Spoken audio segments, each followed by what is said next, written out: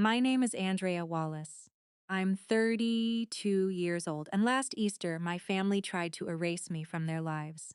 It happened at the dinner table, the same table where my mother used to serve her sweet potato casserole every year. I was sitting there when my brother suddenly looked at me and said I was never really part of this family. Then he told me to ask my mother why. My mother has been dead for 25 years. My father's fork slipped from his hand. The room went completely quiet. There were 18 people there, all frozen. Forks stopped halfway to their mouths, napkins held tight, no one speaking. Then my grandmother, who is usually the quietest person in the room, slowly stood up. She is 78, has bad knees, and always carries the same old purse on her lap. She reached into that worn leather bag she has had for as long as I can remember. She pulled out a yellowed envelope and said, "I've been waiting 25 years to show you this." Before I explain what was inside it, I need to go back a little. It was March last year, the week before Easter, when everything started. I was in my apartment in Richmond, working on structural plans for a bridge repair project, when my phone rang. It was my dad.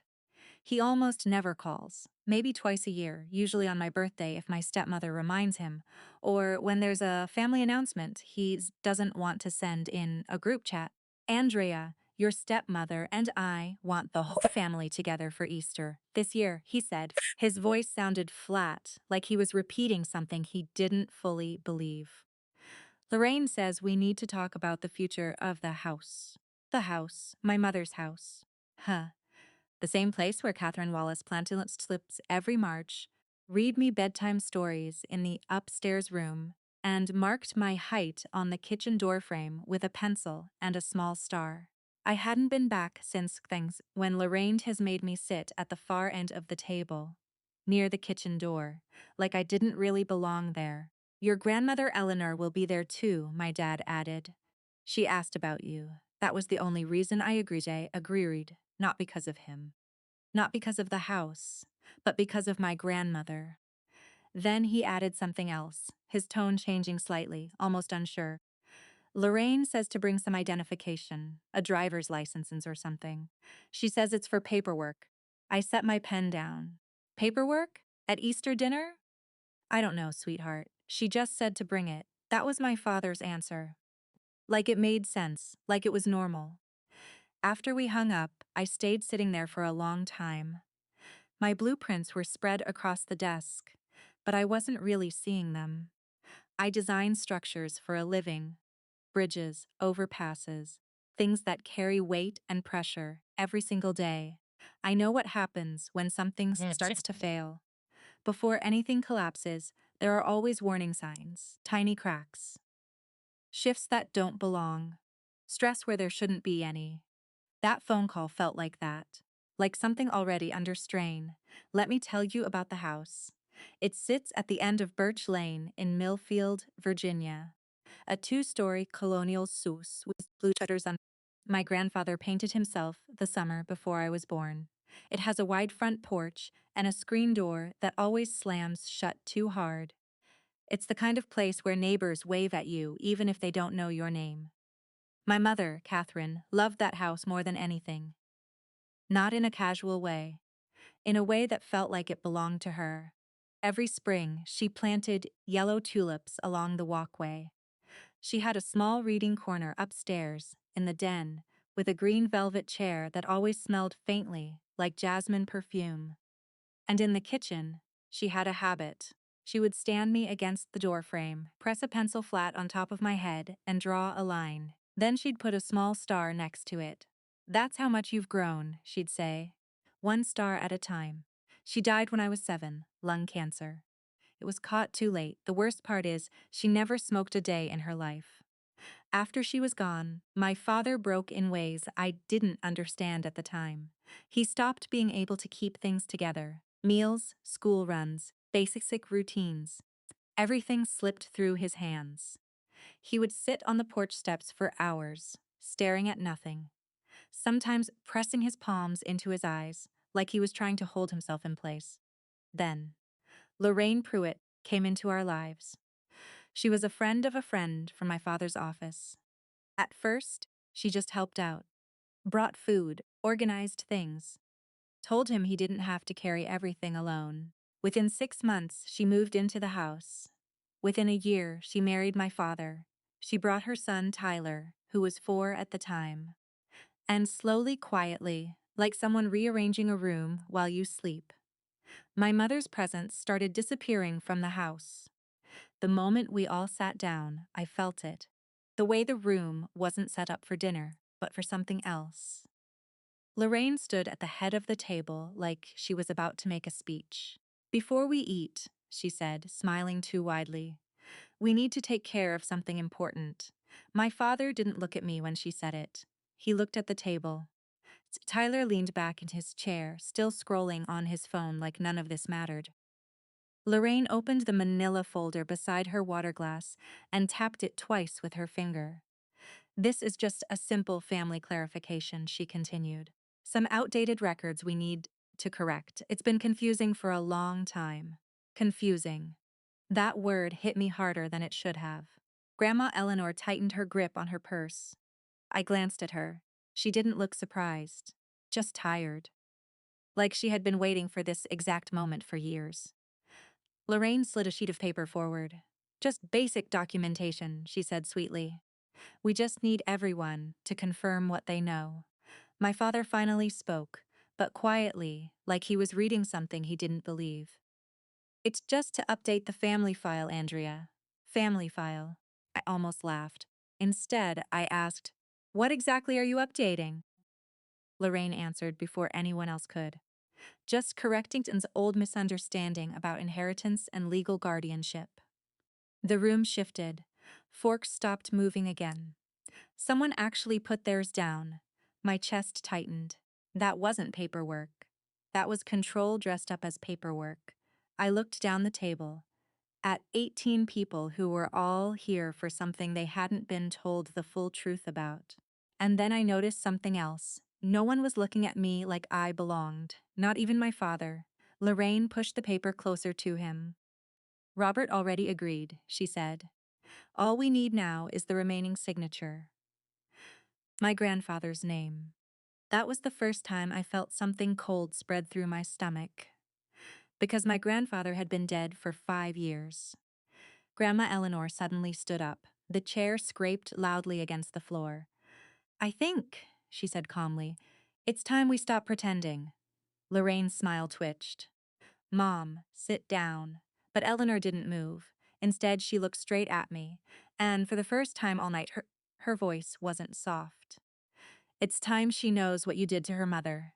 I kept my voice steady, 25 years of practice, and not breaking in rooms like this.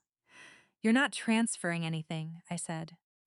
Lorraine turned her head slowly, like she was annoyed I had interrupted a performance.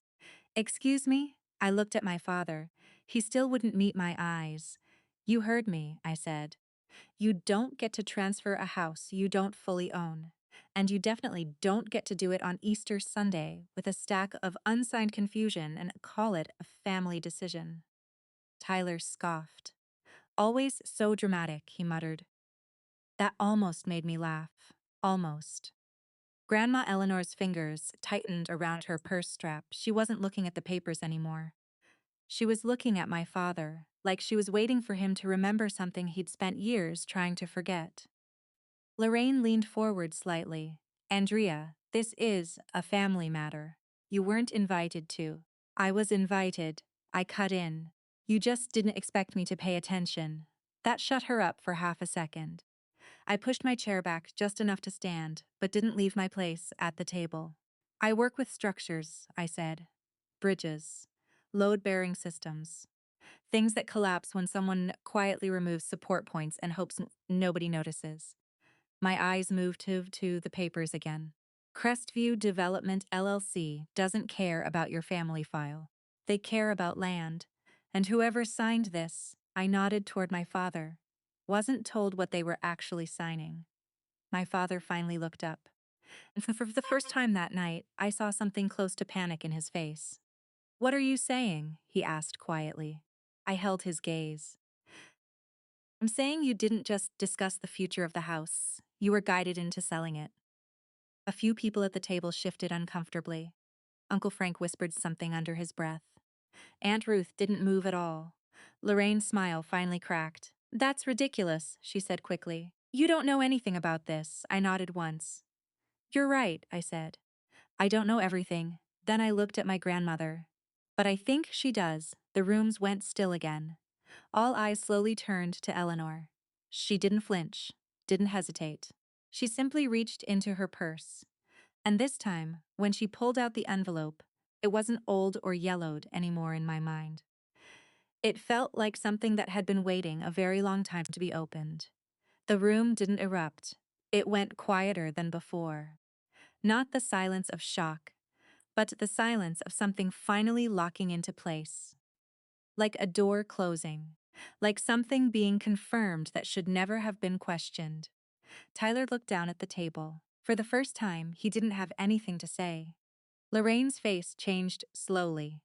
Not suddenly, slowly, like a mask slipping.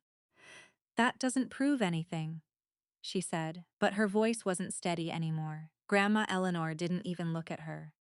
She kept it on the table, on the paper she had just set down like it weighed nothing. It proves everything that matters, she said quietly. My father finally moved. He pushed his chair back half an inch, then stopped. His hands were shaking now. I never questioned it, he said under his breath. I never. Eleanor, why are you bringing this up now? Grandma turned her head toward him, not angry, just tired. Because you stopped listening 25 years ago, she said. And because someone in this house built their life on a lie about a child who was never part of that lie. Her eyes shifted, finally, to Lorraine. And I've been watching you carefully remove every trace of Catherine ever since. Lorraine let out a short laugh. This is insane, she said. You kept a test from 2001? You've been sitting on that for decades just to… What? Humiliate me at Easter dinner. Grandma finally looked at her directly. I didn't keep it to humiliate you, she said. She tapped the envelope once. I kept it because I knew what you were doing long before anyone else did. Aunt Ruth leaned forward slightly now. For the first time, she wasn't observing like a lawyer. She was listening like a witness who finally understood the case. Margaret Holloway spoke softly from the end of the table. Catherine always said she was scared of you, she said, looking at Lorraine. We all thought she meant something else. Lorraine's head snapped toward her. That's enough. But it wasn't enough. Not anymore. Grandma Eleanor opened the envelope again. There's something else in here, she said, and this time she slid out a second document. Thinner, neater, more recent. A property filing. My eyes caught the header immediately. Not Crestview Development, not family transfer paperwork. A corrective deed filing. Filed 2 weeks ago. My name was already on it. And so was something I hadn't expected. A signature I recognized immediately. My grandfather's name. Except it was dated 3 years after his death. The room tilted. And for the first time all night, I felt something inside me go completely still. Because this wasn't just about inheritance anymore. This was about forgery. But Aunt Ruth didn't move. She just looked at Lorraine and said very calmly, "It's not your home." That stopped the crying for half a second. Lorraine lowered her hands just enough to glare at her. What did you just say? Ruth didn't raise her voice. I said you don't have a legal claim to this property. You've been living in it under Douglas Wallace's assumption of ownership, which, according to the deed, he never had. The words landed like a verdict. Tyler laughed once, sharp and nervous. So what? We're just supposed to believe all this. A 25-year-old test, a secret deed, a mystery envelope? This is ridiculous. No one answered him, because no one needed to. Grandma Eleanor reached into the envelope one more time. There was something else still inside. A smaller sheet, folded twice. She looked at it for a long moment before speaking. I didn't bring this to win an argument, she said. I brought it because I was done watching lies decide what happens to a child. Her eyes flicked to me, then back to the paper. This is a notarized affidavit, she continued, signed by Douglas Wallace, dated 6 months after Kath's death. My father's head snapped up. What? Eleanor slid it across the table toward him. Read it. He didn't touch it at first. Then slowly, like his hands didn't belong to him, he pulled it closer. I watched his eyes move across the page, and I saw it happen. The moment his entire understanding of his life shifted. No, he whispered. Lorraine leaned in. What is it? She demanded. Dad didn't answer her, he just kept staring, and then he said it, barely audible. I signed this. Under pressure. The room froze again. Ruth straightened. Under whose pressure? She asked immediately. Dad's eyes finally moved. Not to me, not to Lorraine, but to the table, like he couldn't stand to look at any of us. Mine, he said. The word came out broken, and my mother's. Grandma Eleanor didn't react, she didn't need to, because that was the final piece. Lorraine stopped breathing for a second. Tyler looked between everyone, suddenly unsure where to land, and I just sat there, feeling something inside me go very still again. Not shock this time. Clarity, because now I understood what this had always been. Not confusion, not misunderstanding, a system, built over years, maintained by silence, and finally, starting to collapse in real time. Dad, come on, Tyler said quickly. It's just paperwork. It's not. Ruth cut him off without looking up. It's a signed intent to sell a property you don't own to a developer who believes you will obtain ownership through transfer, she said. That's not paperwork. That's a false representation. Tyler blinked, his confidence cracking. Lorraine finally spoke, but her voice had changed now. The control was slipping. This was supposed to secure the family's future, she said. This house is too big, too expensive. It doesn't make sense to keep holding on to it when it could. When it could make you money, I finished. Her eyes snapped to me. That's not what this is about. But nobody believed her anymore. Not even Tyler, who was now looking between the documents and the people at the table, like he was realizing he'd been standing on ice the whole time. Grandma Eleanor spoke again, quietly. This house has never been a burden, she said. It was a home. There's a difference.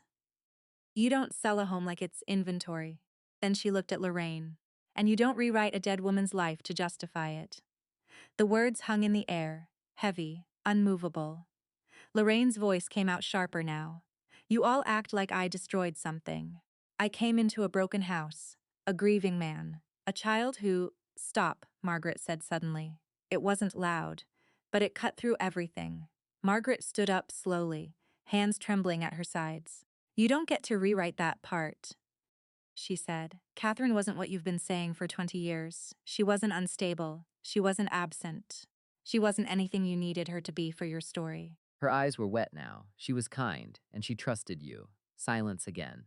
But this one felt different, not tense. Final. Dad pushed back his chair again, fully this time. It scraped loudly across the floor. I need air, he said hoarsely. And he walked out through the back door without looking at anyone. Lorraine didn't follow him. For the first time, she didn't have control over where anyone went. Tyler sat down slowly, like his body had forgotten how to stand properly. Ruth closed the folder, carefully, like closing a case file, and Grandma Eleanor reached across the table and placed her hand over mine. Her grip was steady. Mine wasn't. She didn't say anything at first. Then she did. Now, she said softly, we decide what happens next, and for the first time all night, it wasn't a threat. It was authority. I let you live here, Grandma Eleanor said. Her voice wasn't raised. It didn't need to be. I let you live here because my son asked me to. Because after Catherine died, I thought the least I could do was keep some stability in this house while he figured out how to raise a child he didn't know how to protect. She looked at my father for a moment. He didn't move. I did not let you live here because it belonged to you, she continued, turning back to Lorraine. And I did not let you live here so you could rewrite history inside it. Lorraine's mouth opened, then closed again. For once, she had no quick response ready. Grandma reached into her purse again, but stopped halfway, like she decided she didn't need anything else to prove her point. You asked why I waited, she said.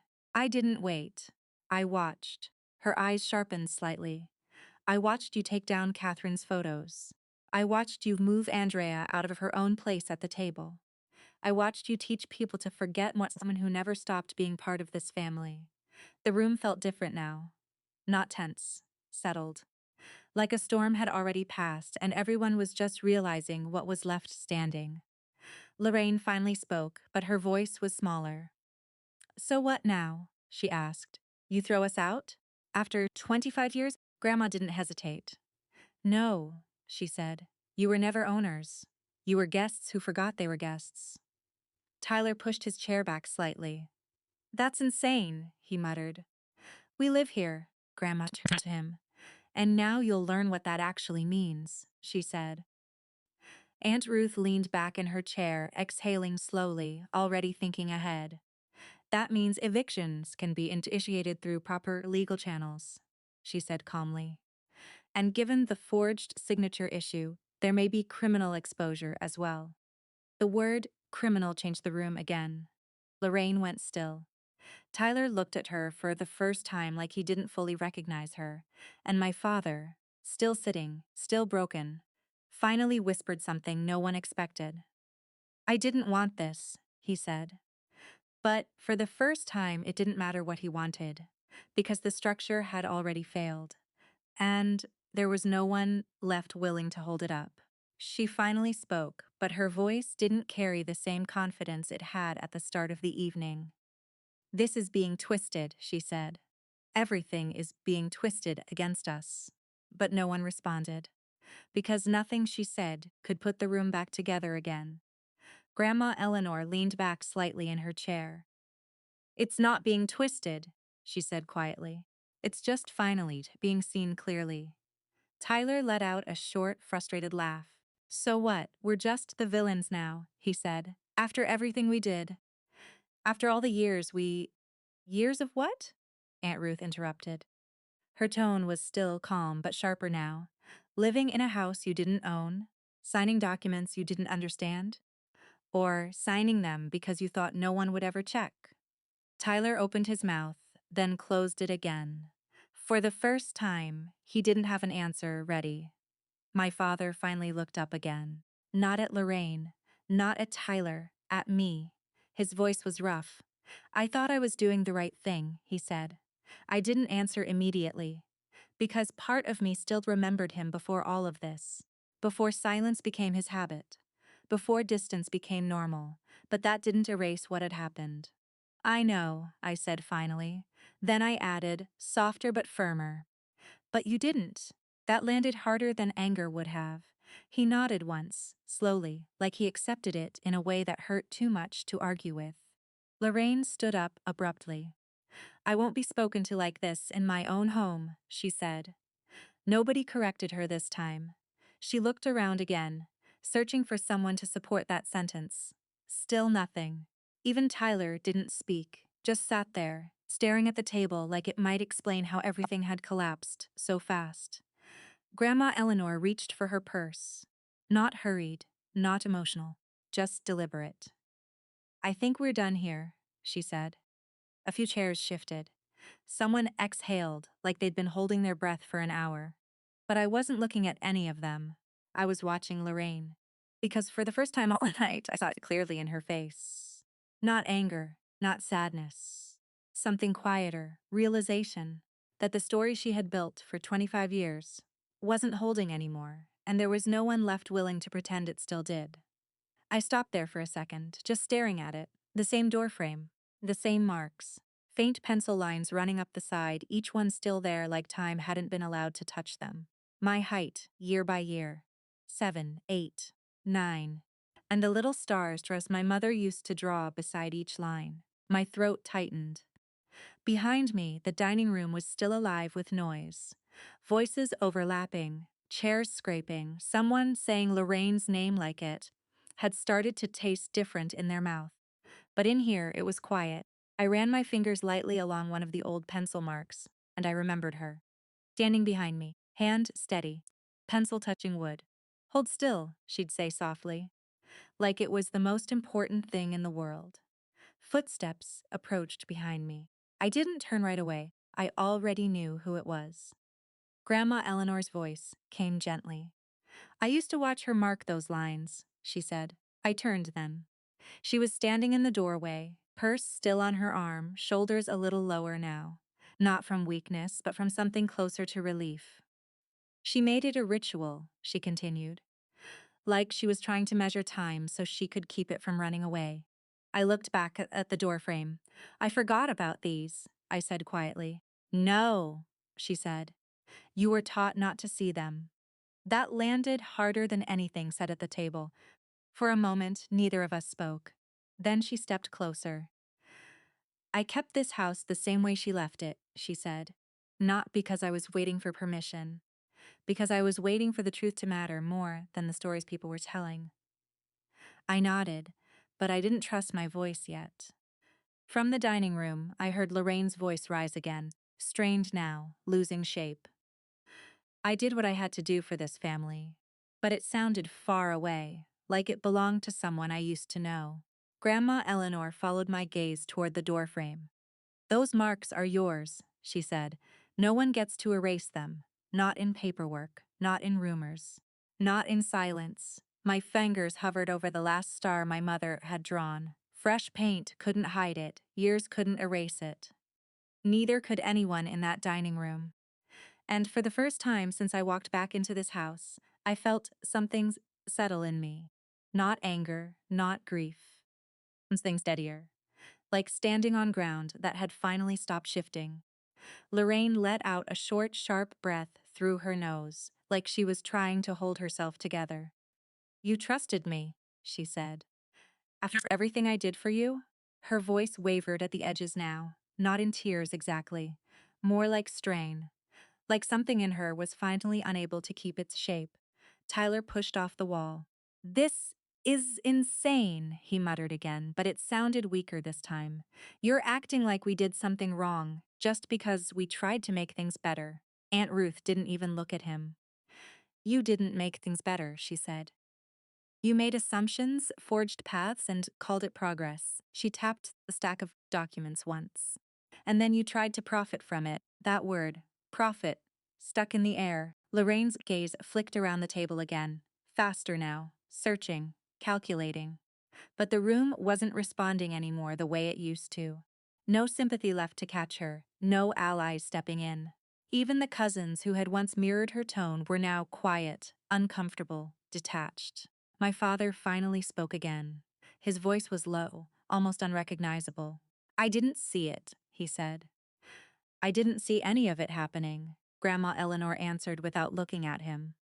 You didn't look, she corrected gently. There's a difference. That hit him harder than an accusation would have. He nodded once, small and broken. I know, he said. Silence settled with tension. It was heavy with endings. It was heavy with endings.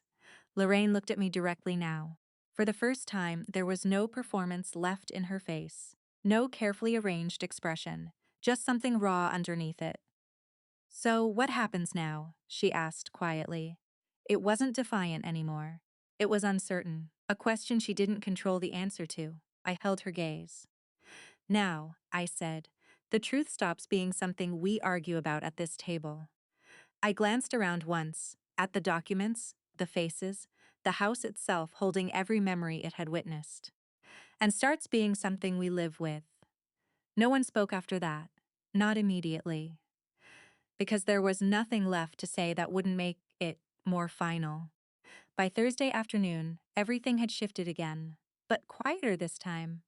No dinner table, no raised voices, no audience. Just paper moving through systems that actually had power. Crestview Development's attorney didn't argue much. Not after Ruth sent over the deed history, the notarized affidavit, and the county verification confirming ownership. There wasn't room left for interpretation anymore. Tyler tried calling once. I didn't answer. He didn't call again. Lorraine didn't call at all. My father did, but not immediately. When he finally reached me, his voice was different. Not fixed, Not healed, just stripped down. I didn't know what I was signing into, he said. I stood in my apartment in Richmond, looking out at a street that had nothing to do with Millfield, nothing to do with that house. I know, I said, a pause. I should have protected you, he said. That one took longer to answer. I know that too, I said finally, and that was it. No dramatic reconciliation. No sudden repair of 25 years of distance. Just truth finally spoken without someone else standing in the middle of it. 2 weeks later, I went back to Millfield. The house looked exactly the same. Blue shutters. Wide porch. Tulips starting to come back in small stubborn clusters along the walkway, like they remembered something the people inside had forgotten. Grandma Eleanor was in the kitchen when I arrived. Same purse on the table, same calm presence, like nothing had ever been in danger of collapsing at all. "You're early," she said. "I didn't want to miss it," I replied. She nodded once, like she understood more than I had said. We stood there for a moment in the same kitchen, where everything had unraveled and rebuilt itself in the same breath. Then she opened a folder on the table. "This is what I've prepared," she said. I looked down. Not a fight, not a transfer. A plan. For preservation, for protection. For the house staying what it had always been, not an asset. A memory that still had a name. She just stopped being invited. That was how it ended in Millfield. Quietly. No confrontation. No announcement. Just a gradual thinning of contact until there was nothing left to be part of. At the house on Birch Lane, things changed in smaller ways first. The doorframe stayed the same. Still marked, still scratched with measurements from a childhood that hadn't been erased after all. But now it wasn't something I walked past. It was something I saw. Every time. I spent the first night there alone. No guests, no family, no table full of competing stories. Just me, the creak of old wood settling, and the sound of the back door sticking exactly as Grandma had warned. I didn't try to fix it. I understood why she hadn't. Some things aren't meant to be perfect. They're meant to stay honest. In the morning, I made coffee and stood in the kitchen for a long time, looking at the doorframe. The pencil marks were still there, 3 feet 2 in, 4 feet 1 in, 5 feet 3 in. And the last one, faint, almost lost under time, almost invisible unless you already knew to look for it. I pressed my fingertip against it anyway. And I thought about my mother. Not as a story, not as a rumor, not as something other people had tried to rewrite. Just as a person who had stood in this exact spot and measured me, carefully, like every inch mattered. A knock came at the front door that afternoon. I already knew who it would be before I opened it. My father stood there alone. No Lorraine, no performance, just him. He didn't speak right away, neither did I. Finally, Saiz, "I walked here from the end of the street. Like that explained something." I nodded once. "I figured," I said. He looked past me into the house, into the kitchen, into everything he had stopped seeing for years. "I don't know how to do this," he admitted. I stepped aside. "Then start with walking in," I said. And for the first time since I was a child, standing against that doorframe with a pencil above my head, he did. We ate slowly that evening. Not like the Easter dinner that had changed everything. No tension, no performances, no carefully staged silence waiting to break. Just conversation. Soft at first, then easier. Like people remembering how to speak without measuring every word. Aunt Patrice sat across from me, watching for a moment before she said, "I thought you didn't want anything to do with us." I shook my head. I didn't know there was anything to want. That landed quietly, not as blame, as fact. Margaret reached over and patted my hand. "You were always part of this," she said. "You just got left out of the telling of it." Grandma Eleanor didn't speak much during dinner. She didn't need to. She just looked around the table occasionally, like someone confirming that something broken had been put back together the right way. Not perfectly, but honestly. When the sun started to dip, Dad stayed behind after the others had gone. He helped carry plates inside without being asked. I rinsed dishes at the sink. The same door frame nearby. the same pencil mark still holding steady in the fading light. He stood there for a while, watching me work. Finally, he said, "I don't expect this to feel normal." I nodded. "It won't," I said. A pause.